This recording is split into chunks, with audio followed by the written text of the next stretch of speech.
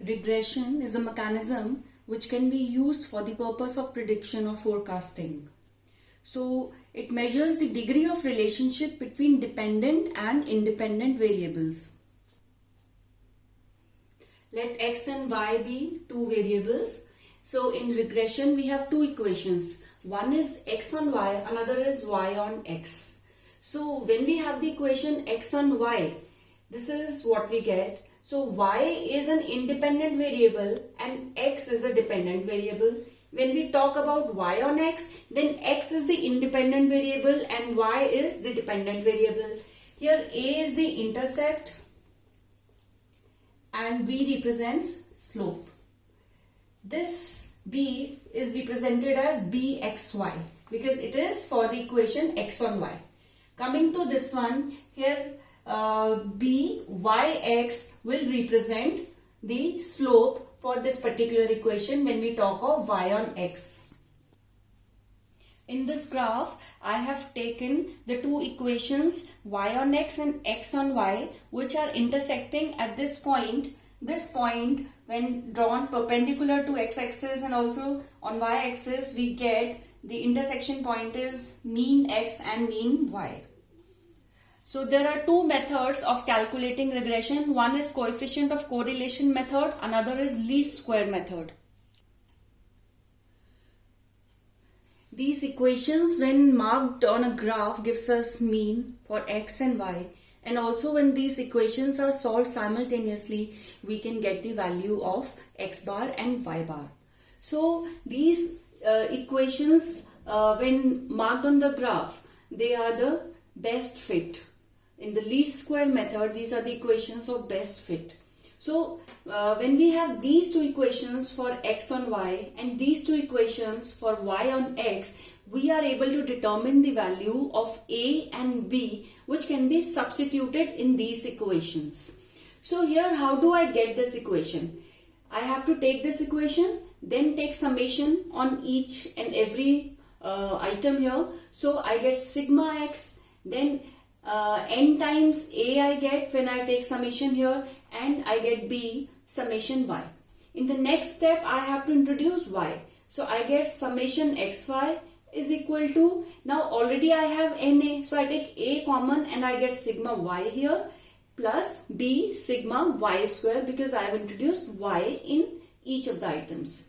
Likewise, in this equation we introduce summation, so I get sigma y is equal to na plus b sigma x, and in the next equation I introduce x, so I get sigma xy is equal to a times sigma x plus b times sigma x square.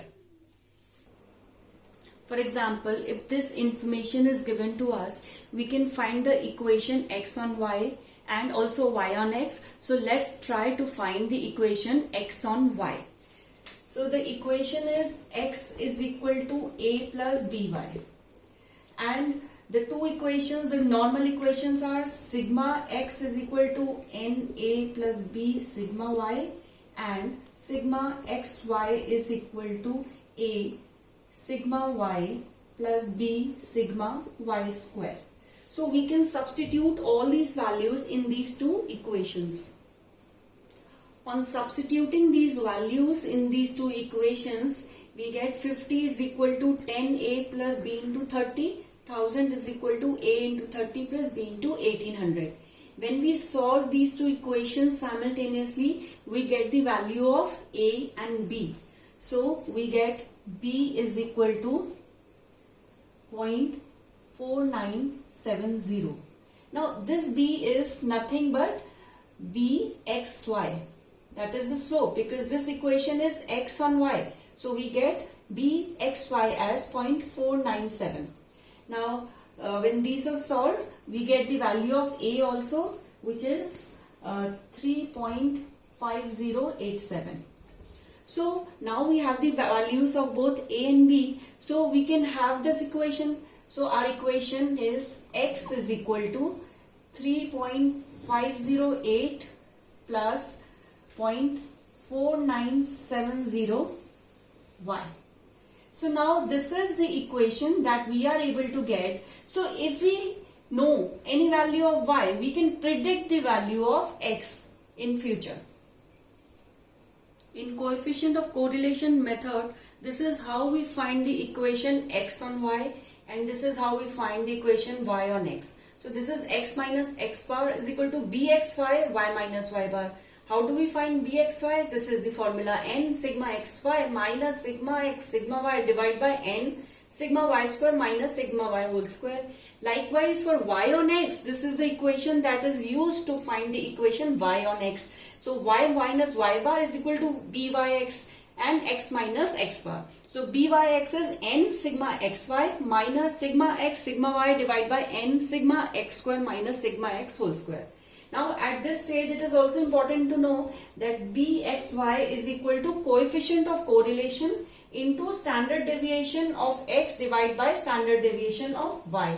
Likewise byx is equal to coefficient of correlation into standard deviation of y divided by standard deviation of x. Now on the basis of these formulas we can take up questions. So whatever information is given to us, we just have to feed it and we can find the equation y on x as well as x on y.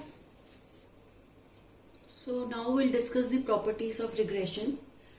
Coefficient of correlation represented by r, bxy and byx. All these three will have the same sign. So if I get negative for these two, then r will also be negative. Next property is that the geometric mean of the two regression coefficients will give us coefficient of correlation. Next is that if the regression coefficient, one of the regression coefficient is greater than unity, then the other must be less than unity. Only then we'll be in a position to get r between -1 and +1. And the last property is that the regression coefficients are independent of change of origin but not of scale. Which means if each observation is either added or subtracted by a constant k, then the regression coefficients remain the same. But if the same observations are maybe multiplied or divided by some constant k, then the regression coefficients also change. In order to understand the properties, we are going to take this example. Now, say for example, this equation is given to us and the other equation is given to us. And we have to determine which of the two is x on y and which of the two is y on x. And suppose we also have to find r. So what do we do? In order to find r, we know this is the property. Okay. So that means we need to know bxy and also byx. Only then we are in a position to find r. So first of all, we'll decide which one is x on y. So we will assume, we will make an assumption that this is x on y. So what do I get? I get x is equal to minus 10 upon 2 plus 3 upon 2y. Okay. And if I assume that one as y on x, then I get this equation. Y is equal to 25, that is 50 upon 2 plus 1 by 2 x.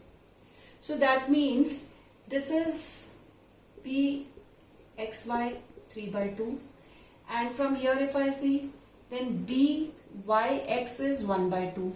Now let us talk about the properties.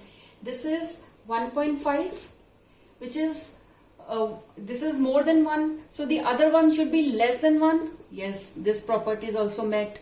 Then these two are having positive signs, so yes, both the slopes are having positive signs, so r will also have a positive sign. So we can continue with this. So this is our equation x on y, this is our equation y on x. So we have to check whether all these conditions are met which are mentioned in the properties while taking the assumptions. And now we can feed it here 1.5 and 0.5 in order to find r.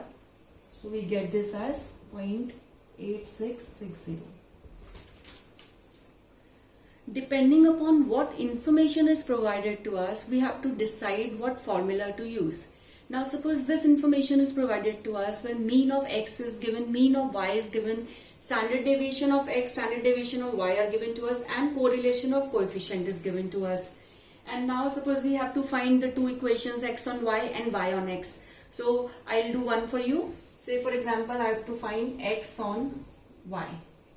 So I can take this formula, x minus x bar is equal to b xy y minus y bar. Now how do I find bxy?